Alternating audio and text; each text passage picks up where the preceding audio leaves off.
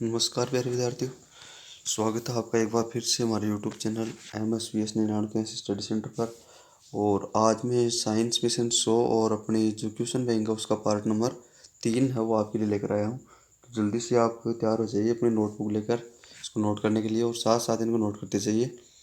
तो अपन शुरू करते हैं। सबसे पहले दो पार्टों के अपन पहले क्वेश्चन कर चुके हैं सारे के सारे, पहला और दूसरा पार्ट, इन दोनों के क्वेश्चन अपन कर लिए। आज अपन तीसरा पार्ट है और चंद ही वीडियो में 5 वीडियो में अपन पूरी की पूरी किताब है उसका जो सारे के सारे क्वेश्चन आंसर वो कंप्लीट कर लेंगे एग्ज़ाम से पहले पहले। तो शुरू करते हैं अपन सबसे पहला क्वेश्चन। तो सबसे पहला जो अपना क्वेश्चन है वो है, निम्नलिखित में से किस धातु का गलनांक सबसे उच्च होता है? तो इसका जो उत्तर हो जाएगा वो है अपना टंगस्टन। टंगस्टन जो धातु होती है उसका गलनांक सबसे उच्च होता है। और दूसरी बात, इससे जो रिलेटेड क्वेश्चन बनेगा वो है, बल्ब का जो फिलामेंट होता है वो किस धातु का बना होता है? तो बल्ब का फिलामेंट है वो भी टंगस्टन धातु का बना होता है और उसका गलनांक होता है 3380 डिग्री। 3380 डिग्री सेल्सियस इसका टेम्परेचर, इसका गलनांक होता है। तो ये दो क्वेश्चन तैयार हो गए। एक तो बल्ब का फिलामेंट है वो टंगस्टन का बना होता है और इसका गलनांक होता है 3380 डिग्री सेल्सियस। उसके बाद क्वेश्चन नंबर 2, धातु के पतले तार में खींचे जाने की क्षमता कहलाती है, यानी धातु का वह गुण जिसके कारण उसको अपन खींच कर पतले तारों के रूप में बदल सके तो वो कहलाता है तन्यता, उसको बोलते हैं तन्यता। ध्वनिकता होता है, यानी टकराने पर ध्वनि का गुण, ध्वनि उत्पन्न करने का गुण है उसको बोलते हैं ध्वनिकता। और चोट मारने पर बढ़ने का जो गुण होता है उसको बोला जाता है घातवर्धनीयता। उसके बाद क्वेश्चन नंबर 3, निम्नलिखित में से कौन सी धातु की विशेषता है? तो इसकी जो विशेषता है, एक उनके पास 1 से 3 संयोजक इलेक्ट्रॉन होते हैं, यानी कि इसका आंसर है वो राइट हो जाएगा। उसके बाद नेक्स्ट क्वेश्चन अपन देखते हैं। क्वेश्चन नंबर 4, निम्नलिखित में से कौन सी प्रतिक्रिया दर्शाती है कि दिया गया ऑक्साइड की प्रकृति उभयधर्मी है? तो उभयधर्मी वे ऑक्साइड होते हैं जो अम्ल और क्षार दोनों से प्रतिक्रिया करते हैं। तो इसका जो आंसर है वो हो जाएगा द, यानी कि बी और सी, ब और से दोनों उत्तर हो जाएंगे इसके अंदर, ब और से दोनों उत्तर हो जाएंगे। क्योंकि जब धातुएं ऑक्सीजन से अभिक्रिया करती है तो सारे ऑक्साइड बनाती है। धातुएं हैं वो ऑक्सीजन से अभिक्रिया करके कौन से ऑक्साइड बनाती है? सारी। वैकल्पिक बी और सी इंगित करता है कि ZNO अम्ल के साथ अभिक्रिया, अम्ल के साथ साथ क्षार से भी प्रतिक्रिया करते हैं, यानी अम्ल से भी तो अभिक्रिया कर रहे हैं और क्षार से भी अभिक्रिया कर रहे हैं। इस कारण ये दोनों क्या है? उभयधर्मी ऑक्साइड की श्रेणी में आते हैं। उसके बाद क्वेश्चन नंबर 5, क्या होता है जब कैल्शियम को पानी से उपचारित किया जाता है? कैल्शियम है उसको अपन पानी से उपचारित करते हैं। तो इसका उत्तर हो जाएगा अपना 3 और 4, द हो जाएगा, द के अंदर आ रहा 3 और 4। ये जल के साथ धीमी अभिक्रिया करता है। पहली बात तो क्या होगी, ये जल के साथ धीमी अभिक्रिया करेगा। और दूसरा, हाइड्रोजन गैस के बुलबुले कैल्शियम की सतह से चिपक जाते हैं। हाइड्रोजन गैस के जो बुलबुले हैं वो किससे चिपक जाएंगे? कैल्शियम की सतह से। और इसके लिए अभिक्रिया हो जाएगी Ca+ZH2O, CaOH का होल 2 और H2 गैस, कैल्शियम हाइड्रोक्साइड का निर्माण इसमें हो जाएगा।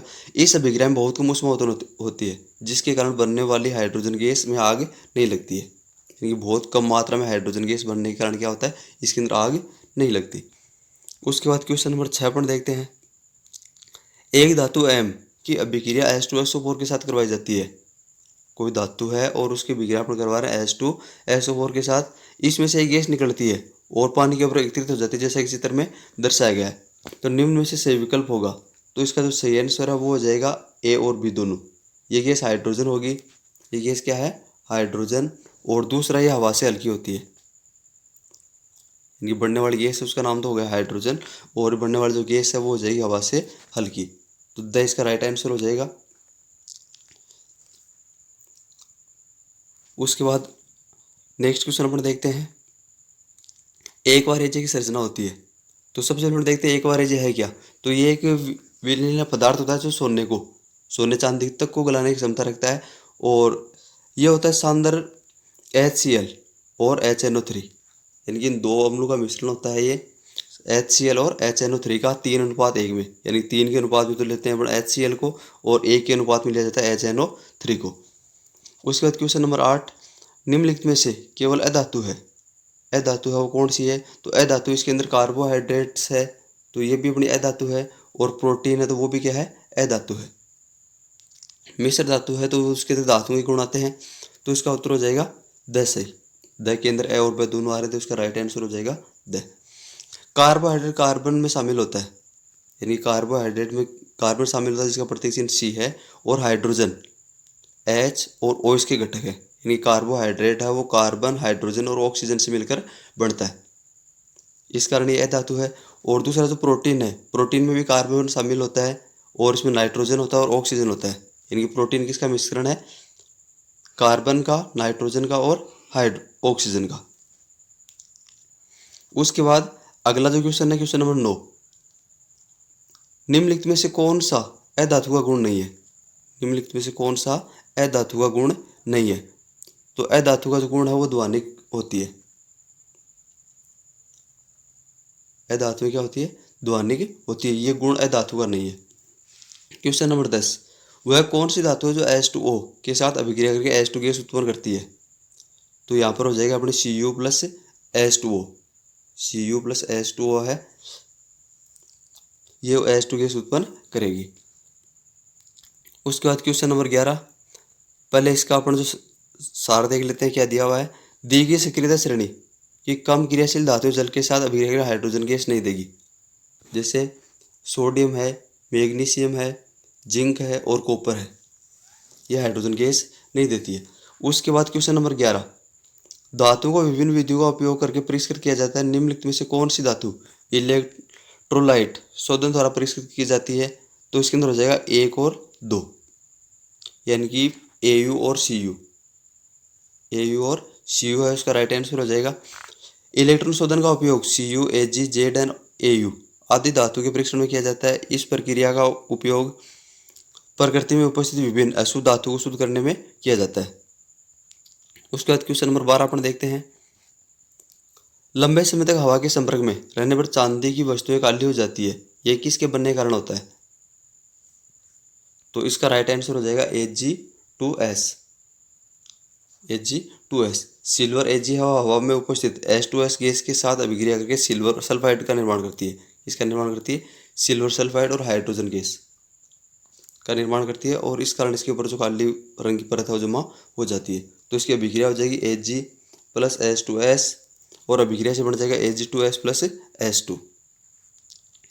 उसके बाद क्वेश्चन नंबर 13, यस्त लेपन लोहे को जंग से बचाने की विधि में इस पर किसकी परत चढ़ाई जाती है।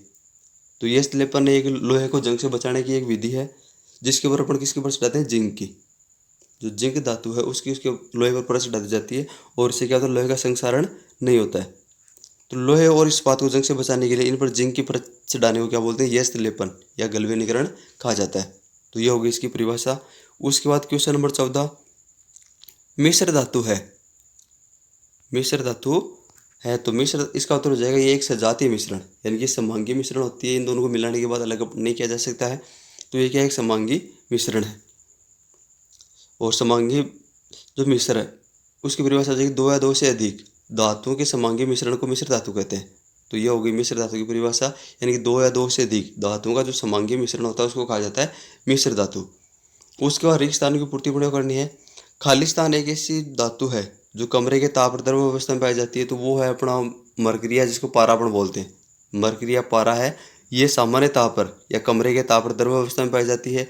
और गैलियम जो धातु होती है, गैलियम जो धातु होती है वो हथेली पर रखते ही पिघल जाती है। उसके बाद क्वेश्चन नंबर 16, वे तत्व जिनमें इलेक्ट्रॉन खाली स्थान करने की प्रवृत्ति होती है अधातुएं कहलाती है। तो अधातुएं इलेक्ट्रॉन ग्रहण करती है, क्या करती है, इलेक्ट्रॉन ग्रहण। उसके बाद क्वेश्चन नंबर 17, पृथ्वी की भूपर पट्टी में सबसे अधिक मात्रा में पाई जाने वाली धातु है। तो पृथ्वी की भूपर पट्टी में सबसे ज़्यादा मात्रा में जो धातु पाई जाती है उसका नाम है एल्यूमिनियम। उसके बाद क्वेश्चन नंबर 18, एसिड से गेंग को हटाना खालिस्तान के नाम से जाना जाता है। तो यह हो जाएगा एसिड के सांद्रण, हटाने का जो प्रक्रिया है उसको एसिड का सांद्रण कहा जाता है। उसके बाद सही गलत का अपने को चयन करना है। तो क्वेश्चन नंबर 19, सिल्वर तथा गोल्ड उष्मा के सबसे बड़े चालक है। तो इसका उत्तर हो जाएगा गलत, सिल्वर और कॉपर उष्मा के सबसे अच्छे चालक हैं, न कि सबसे बड़े चालक। उसके बाद क्वेश्चन नंबर 20 अपन देखते हैं, जब एल्यूमिनियम गर्म जल के साथ अभिक्रिया करता है तो गैस के साथ पॉप की ध्वनि उत्पन्न होती है। तो इसका उत्तर भी हो जाएगा गलत, क्योंकि धातुएं जैसे एल्यूमिनियम, जिंक तथा आयरन गर्म और ठंडे जल के साथ अभिक्रिया नहीं करती है। तो गर्म और ठंडे जल के साथ अभिक्रिया नहीं करेगी तो इसके अंदर गैस की वो पॉप ध्वनि उत्पन्न नहीं होती है। उसके बाद क्वेश्चन नंबर 21, अधातुएं ठोस, द्रव तथा गैस तीनों अवस्था में हो सकती है। तो ये बिल्कुल सही है। अधातुएं हैं वो ठोस, द्रव, गैस तीनों अवस्था में हो सकती है। जैसे वो ठोस की बात करें तो जैसे कार्बन है अपनी, सल्फर है। उसके बाद द्रव अवस्था की बात करें तो ब्रोमीन जो अधातु होती है वो द्रव अवस्था में होती है। और गैस के अंदर अपनी ऑक्सीजन है, नाइट्रोजन है, तो ये अधातुएं गैस अवस्था में होती है। उसके बाद क्वेश्चन नंबर 22, उच्च अभिक्रियाशील श्रेणी में धातु को गर्म एवं परिष्कृत करके पृथक किया जाता है। तो इसका उत्तर हो जाएगा गलत। विद्युत अपघटन परिष्करण द्वारा वर्तमान में धातु को पृथक करने की विधि है, इनकी वर्तमान समय में ये विधि है।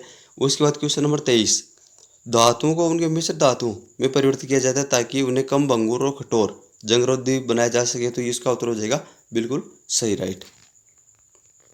उसके बाद क्वेश्चन नंबर 24, मिलान अपने को करना है। इसके अंदर ए कॉलम है उसका बी कॉलम से मिलान करना है। तो अघातवर्धन नेता, तो अघातवर्धन नेता अपन उसको बोलते हैं पीट कर पतली चादरों में बदलना। धातु है उसको पीट कर पतली चादरों में बदलते हैं तो उसको कहा जाता है अघातवर्धन नेता। यानी कि अघात का मतलब होता है चोट मारना और वर्धन का मतलब बढ़ना। तो चोट मारने पर बढ़ने का जो गुण होता है उसको कहा जाता है अघातवर्धन नेता। उसके बाद तन्यता, तो पतले तार के रूप में खींचने की क्षमता, यानी कि धातुओं को गर्म करके अपन पतले तार उसके बना सके तो उसको बोलते हैं तन्यता। ध्वनिकता, ध्वनिकता हो जाएगा घंटी, घंटी है वो धातु से बनी है और ध्वनि के गुण के कारण उसको ध्वनिकता कहा जाता है। उसके बाद कोमलता, तो कोमलता वाले में हो जाएगा क्षार धातु। उसके बाद आभा या धात्विक चमक, तो उज्ज्वल जो चमक होती है धातु में चमकने का जो गुण होता है उसको आभा, धात्विक चमक या द्युति भी कहा जाता है। उसके बाद अभिकेतन कारण है क्वेश्चन नंबर 25 में, इलेक्ट्रॉन वायर कॉपर से नहीं बनते, कारण कॉपर विद्युत का कुचालक है। तो इसका जो उत्तर हो जाएगा अभिकेतन सत्य परंतु कारण गलत है, क्योंकि इलेक्ट्रॉन वायर है वो कॉपर से नहीं बनते। उसके बाद क्वेश्चन नंबर 26, अभिकेतन यदि जिंक का आयरन सल्फेट के विलयन में डाला जाता है तो कोई बदलाव नहीं होता। तो कारण इसका हो जाएगा जिंक आयरन से अधिक अभिक्रियाशील है। और उत्तर इसका होगा अभिकेतन सत्य परंतु कारण सत्य। अभिकेतन तो है असत्य और कारण हो जाएगा असत्य। उसके बाद 27 नंबर है, अभिकेतन खाना रखने के डिब्बे जिंक से न हो टीन के बने होते हैं, कारण जिंक टीन से अधिक क्रियाशील है। तो उत्तर दिया गया अभिकेतन तथा कारण सत्य है, दोनों ही सत्य है इसके अंदर। और कारण अभिकेतन की व्याख्या करता है, खाद्य डिब्बे टिन से लेपित होते हैं, जस्ता टिन की तुलना में अधिक अभिक्रियाशील है और ये भोजन में मौजूद कार्बनिक अम्ल के साथ प्रतिक्रिया कर सकता है। क्वेश्चन नंबर 28, अभिकेतन प्लेटिनम, सोने और चांदी का प्रयोग आभूषण बनाने में किया जाता है, कारण प्लेटिनम, सोने और चांदी कम क्रियाशील धातु है और जिस कारण वायुमंडल से वायु है, जल है, अम्ल है, क्षार, इनका पर कोई प्रभाव नहीं होता। तो अभिकेतन और कारण दोनों सत्य और कारण अभिकेतन की व्याख्या करता है। उसके बाद क्वेश्चन नंबर 29, अभिकेतन कार्बन ऑक्सीजन के साथ क्रिया करके कार्बन डाइऑक्साइड बनाता है जो अम्लीय ऑक्साइड है, कारण दे रखा है इसमें अधातु अम्लीय ऑक्साइड बनाती है, अधातु अम्लीय ऑक्साइड बनाती है। तो उत्तर हो जाएगा अभिकेतन और कारण दोनों सत्य और कारण अभिकेतन की व्याख्या करता है, यानी जो बात कही गई वो बिल्कुल सत्य है। उसके बाद यहाँ पर गद्यांश से दिया गया, थोड़ा सा इसमें क्वेश्चन फॉर्मेट को चेंज करा गया, तो बड़ा सीधा क्वेश्चन देख लेते हैं इसमें। क्वेश्चन नंबर 30, उन धातु के नाम बताए जिन्हें विस्थापित किया जा सकता है जब आयनों Pb2+ और Hg2 और Mg2+ मिश्रण वाले घोल या विलयन में आयरन डाला जाता है। तो उत्तर हो जाएगा आयरन लेड और मरकरी को विस्थापित कर सकता है, यानी आयरन है और लेड और मरकरी दोनों को विस्थापित कर सकता है। उसके बाद क्वेश्चन नंबर 31, जिंक का उपयोग आयरन के गलवेनीकरण में किया जाता है न कि कॉपर के। तो उत्तर इसका हो जाएगा आयरन पर जिंक की परत चढ़ाकर उसे संक्षारण से बचाया जाता है, यानी कि जंग लगने से उसको बचाया जा सकता है, जबकि कॉपर पर कभी संक्षारण जंग नहीं होता है। कॉपर है उस पर कभी जंग नहीं आता, उसमें केवल हरे रंग की परत है वो जमा होती है कॉपर ऑक्साइड के कारण। उसके बाद question number 32, 5 ml सांद्र HCl HNO3 को एक मिश्रण सांद्र HCl 15 ml तथा सांद्र HNO3 5 ml test tube level में लिया गया, इन्हें A, B, C नाम दिया गया। इसमें एक धातु के छोटे छोटे टुकड़े डाले गए, टेस्ट ट्यूब A तथा B में कोई बदलाव नहीं आया, परंतु टेस्ट ट्यूब C की धातु नष्ट हो चुकी है, उस विलयन का नाम बताइए। तो इसके अंदर उत्तर हो जाएगा AU गोल्ड, सोना। और सांद्र HCl+ HNO3, यानी कि इससे किसका निर्माण हो गया, एक और एक जगह, और अब मैंने आपको पहले बताया था कि एक बार ऐसा द्रव है जो सोने और चांदी को गलाने की क्षमता रखता है। तो इसने क्या किया, सोने को गला दिया है और गलाने पर यह क्या हो गई, धातु नष्ट हो गई है। उसके बाद क्वेश्चन नंबर 33, दो धातु के नाम लिखिए, तनु अम्लों से हाइड्रोजन को विस्थापित कर देगी। तो ये हो जाएगी जिंक और मैग्नीशियम, जिंक तथा मैग्नीशियम है। उसके बाद इसकी व्याख्या दी गई है, प्रतिक्रियाशीलता श्रृंखला उनकी घटती गतिविधियों के क्रम में व्यवस्थित धातु की एक सूची है। इस श्रृंखला को गतिविधि कहते हैं, इस श्रृंखला को गतिविधि कहते हैं। इलेक्ट्रॉन खोने की उनकी प्रवृत्ति और उनकी प्रतिक्रियाशीलता प्रकृति के आधार पर उनको सक्रियता श्रेणी में व्यवस्थित किया जाता है, यानी कि उनकी क्रियाशीलता के आधार पर क्रम वाइज उनको रखते हैं और उसको बोलते हैं सक्रियशीलता श्रेणी। जिन्हें धातु को हाइड्रोजन के ऊपर रखा जाता है उन्हें अधिक अभिक्रियाशील तथा जिन्हें हाइड्रोजन के नीचे रखा जाता है वह कम अभिक्रियाशील होती है। यानी कि हाइड्रोजन के ऊपर वाली जो धातु है वो तो होगी अधिक अभिक्रियाशील और ऐसे नीचे जो धातुएं आती है वो होती है कम अभिक्रियाशील। सबसे अधिक क्रियाशील धातुएं अपने लवण के घोल से कम अभिक्रियाशील धातु में को विस्थापित कर देती है। तो उसके बाद अपन देखते हैं कौन कौन सी धातुएं अभिक्रियाशील सबसे अधिक है और कौन सी कम है। तो सबसे पहले पोटेशियम और सोडियम, पोटेशियम और सोडियम वो सर्वाधिक क्रियाशील धातुएं होती है और जलवायु से क्रिया करके आग पकड़ लेती है, इनकी हाइड्रोजन गैस उत्पन्न करती है और इस कारण इनको मिट्टी के तेल केरोसिन में रखा जाता है। उसके बाद तीसरे नंबर पर आती है कैल्शियम, चौथे नंबर पर आता है मैग्नीशियम, उसके बाद आता है एल्यूमिनियम और फिर आएगा जिंक, उसके बाद आएगा आयरन और फिर आता है लेड। तो यह उनकी सक्रियताशीलता। उसके बाद आएगा एच हाइड्रोजन और हाइड्रोजन से नीचे तो ये सबसे कम अभिक्रियाशील धातु है, कॉपर है, मरकरी है, सिल्वर है और गोल्ड है। तो सिल्वर और गोल्ड है वो सबसे कम अभिक्रियाशील धातु है। पूछा जाएगी सबसे कम अभिक्रियाशील धातुएं कौन कौन सी है, तो सिल्वर और गोल्ड दो ऐसी धातु है जो सबसे कम अभिक्रियाशील होती है। और सबसे अधिक अभिक्रियाशील धातु आपको पूछा जाए तो उसका उत्तर हो जाएगा अपना पोटेशियम और सोडियम। उसके बाद क्वेश्चन नंबर 34, वे धातु जो प्रकृति में सबसे कम क्रियाशील है तो वो है अपनी Au और Ag, यानी कि सिल्वर और गोल्ड दोनों सबसे कम अभिक्रियाशील धातुएं होती है और इसी कारण इनका उपयोग अपने जो गहने होते हैं आभूषण होते हैं उनके अंदर करा जाता है। क्वेश्चन नंबर 35, उस क्रिया का नाम बताइए जिसका प्रयोग अधिक धातुओं को अलग करने में किया जाता है। तो इसमें हो जाएगा विद्युत अपघटनीय परीक्षण। विद्युत अपघटनीय परीक्षण है ये एक ऐसी विधि है जिसका उपयोग अधिक धातुओं को अलग करने में किया जाता है, धातु के शोधन में। उसके बाद क्वेश्चन नंबर 36, उन धातुओं के नाम बताइए जो धारा के साथ अभिक्रिया करती है ना कि गर्म पानी के साथ। तो एल्यूमिनियम, लोहा और जस्ता ये तीनों है धारा के साथ अभिक्रिया करती है जबकि गर्म पानी के साथ अभिक्रिया नहीं करती है। उसके बाद क्वेश्चन नंबर 37, क्या होता है जब कैल्शियम नाइट्रिक अम्ल के साथ अभिक्रिया करता है। तो कैल्शियम और नाइट्रिक अम्ल के साथ अभिक्रिया करेगा तो इसका उत्तर हो जाएगा कैल्शियम नाइट्रिक अम्ल के साथ अभिक्रिया करता है तब calcium nitrate die nitrogen monoxide और पानी बनता है। यानी कि इसकी अभिक्रिया से क्या बनेगा, calcium nitrate nitrogen die nitrogen और मोनोऑक्साइड और पानी इसके अंदर बनेगा इस अभिक्रिया में। उसके बाद क्वेश्चन नंबर 38, क्वेश्चन नंबर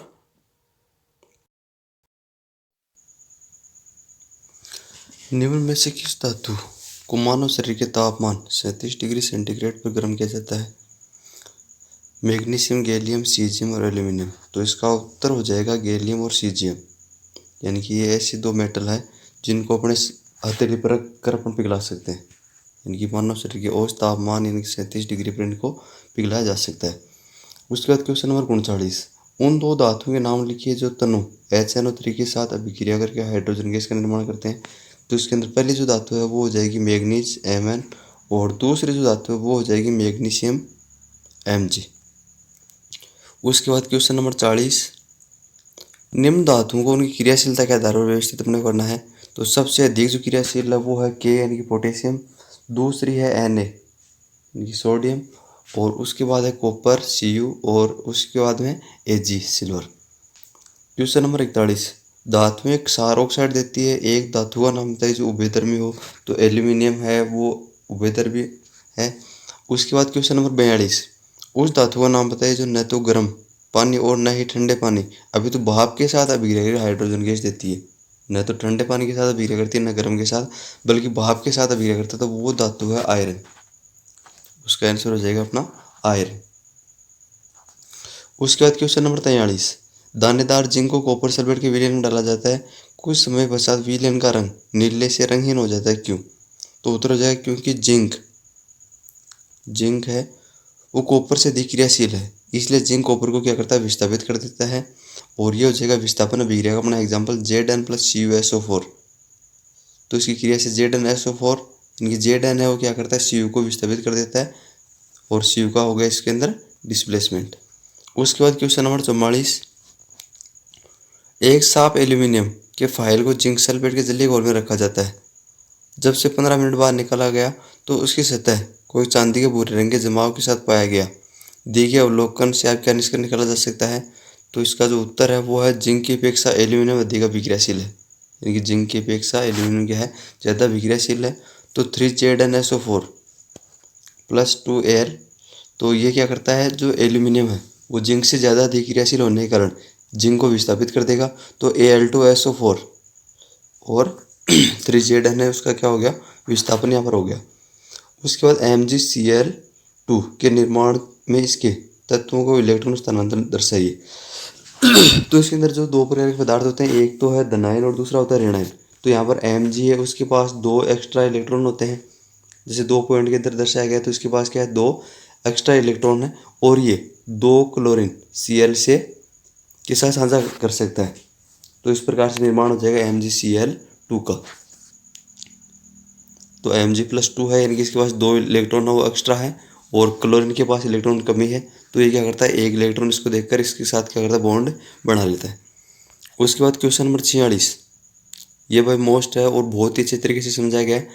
तो क्वेश्चन नंबर 46 है, इलेक्ट्रॉन डॉट संरचनाओं का उपयोग करके दो तत्वों में इलेक्ट्रॉन के स्थानांतरण द्वारा MgO के संगठन को दिखाइए, यानी मैग्नीशियम ऑक्साइड का निर्माण कैसे होगा।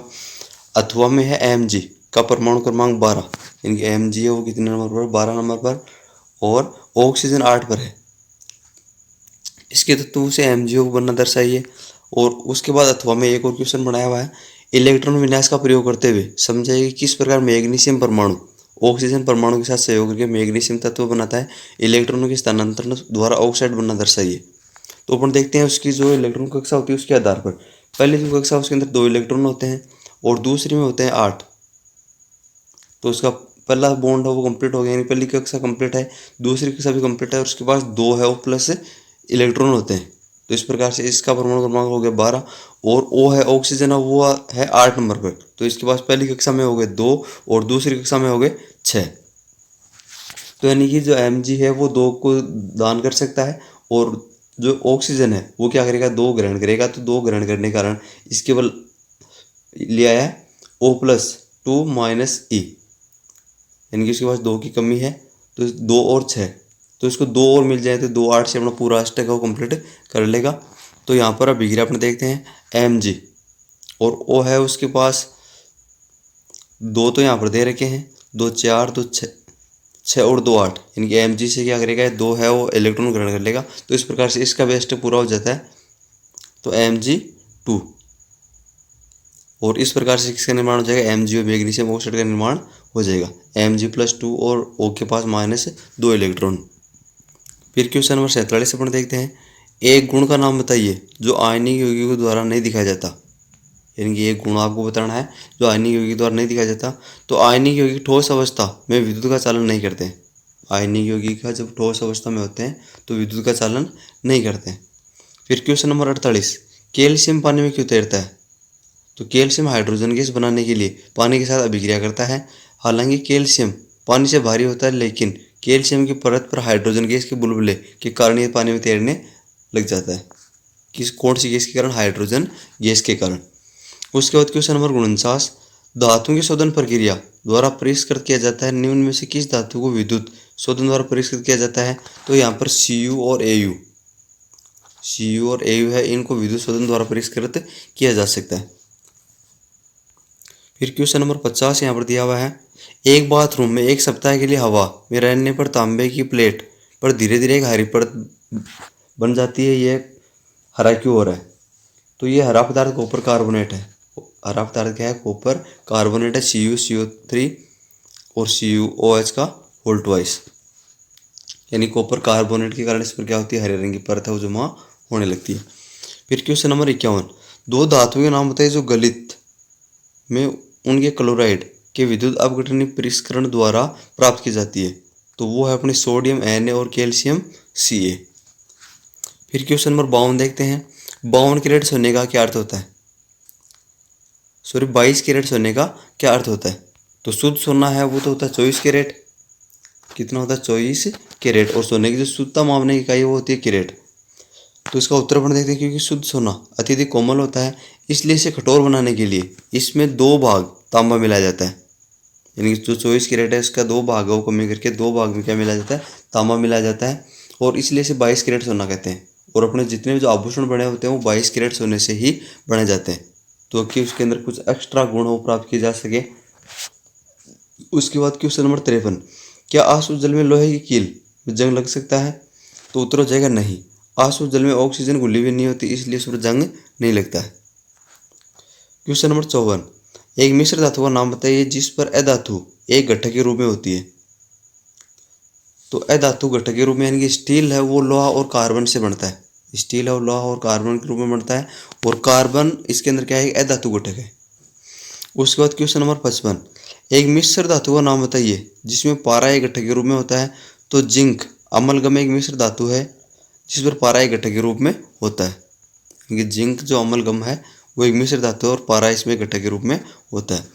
फिर देखते हैं क्वेश्चन नंबर 56, क्वेश्चन नंबर 56 है, स्पष्ट करें कि क्या होता है यदि अशुद्धियों के रूप में लोहा और सिलिका युक्त बॉक्साइड को पूर्व शुद्धिकरण के बिना सीधे विद्युत शोधन की प्रक्रिया के अधीन किया जाता है। तो इसका उत्तर हो जाएगा कच्चे बॉक्साइड में अशुद्धियों के रूप में आयरन ऑक्साइड और सिलिका होती है। क्या होता है, आयरन और सिलिका। यदि बॉक्साइड में लोहे की कोई मात्रा मौजूद है तो एक के तौर पर एल्यूमिनियम की तुलना में जमा हो जाएगा, क्योंकि लोहा एल्यूमिनियम की तुलना में कम इलेक्ट्रोपॉजिटिव होता है। दोस्त विद्यार्थियों ये था अपना तीसरा पॉइंट कंप्लीट हो गया, और नेक्स्ट पार्ट में अपन जो 6वां पार्ट है उसकी क्वेश्चन आंसर देखेंगे। और यदि आपको हमारा वीडियो अच्छा लगता है तो वीडियो को लाइक करें और चैनल को सब्सक्राइब जरूर करें दोस्तों। धन्यवाद।